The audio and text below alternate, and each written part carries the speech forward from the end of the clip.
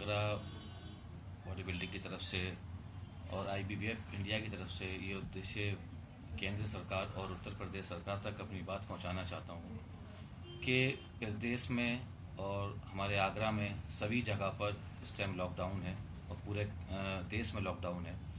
उसके अंतर्गत हमारे आगरा में करीब करीब 300 जिम हैं लगभग, और उस 300 जिम के अंदर कम से कम हमारे 500 से 600 ट्रेनर्स भी हैं।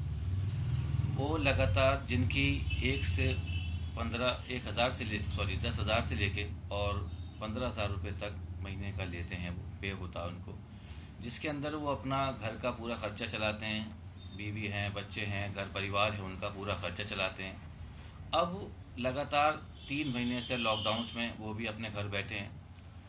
आज के ज़माने में 10 से 15,000 रुपये में एक महीना ही आदमी को घर का खर्चा चलाने में, स्कूल बच्चों की फ़ीस वगैरह भरने में ही खर्च हो जाता है, बड़ी मुश्किल से मैनेज कर पाते हैं।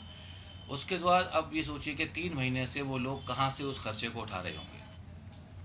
उनका घर परिवार पे इस टाइम संकट के बादल छाए हुए हैं, उनका परिवार इस टाइम आर्थिक तंगी से जूझ रहा है, और उस आर्थिक तंगी के अंतर्गत जिम ओनर्स हैं, तो जो जिम संचालक हैं वो भी बेचारे इस टाइम जिम बंद करके बैठे हुए हैं। 3 महीने से वो भी अपने घरों पर हैं और सरकार द्वारा लॉकडाउन का संपूर्ण तरीके से पालन कर रहे हैं।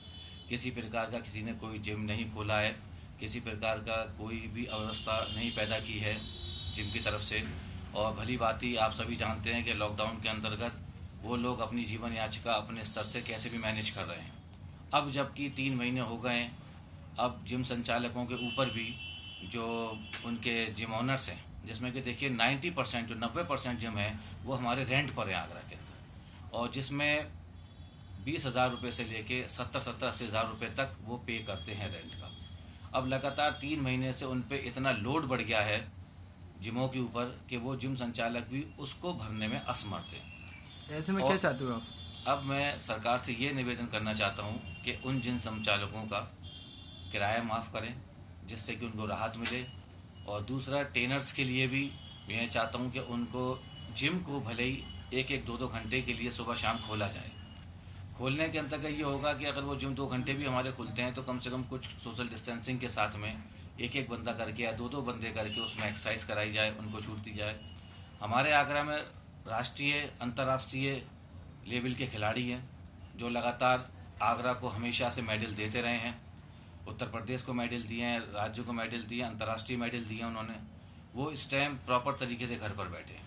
उनके लिए मैं सरकार से चाहता हूं कि वो लोग, सरकार उनके बारे में सोचे, उनके व्यायाम के बारे में सोचे, अपने उचित निर्देश अनुसार वो जिम को खुलवाने के लिए हमारी मदद करें। आज हम सीखेंगे बाजार जाना। सबसे पहले नाक मुंह को मास्क या कपड़े से ढकें। प्लास्टिक की वही चप्पलें पहने जो आपने सिर्फ बाहर आने जाने के लिए रखी हैं। सामान लाने के लिए प्लास्टिक की बाल्टी और साथ में 70% अल्कोहल वाला छोटा सैनिटाइजर रख लें। अब घर से बाहर निकलें। बाहर अनावश्यक कुछ ना छुएं। बाजार में सबसे 6 फुट की दूरी बनाकर रखें। और हाँ, ATM इस्तेमाल करने से पहले ATM का कीबोर्ड सैनिटाइज करें। पैसा निकालकर कार्ड को भी सैनिटाइज करें। खरीदे हुए सामान को बाल्टी में डालकर घर लौटें। जी हाँ, कोरोना का खतरा टला नहीं है, इसलिए हमें बाजार जाने के नए नियम सीखने होंगे। सावधानी की आदतों के साथ जीना सीखना होगा। नए नियम अपनाएंगे, कोरोना को हर दिन हराएंगे। उत्तर प्रदेश सरकार द्वारा जनहित में जारी।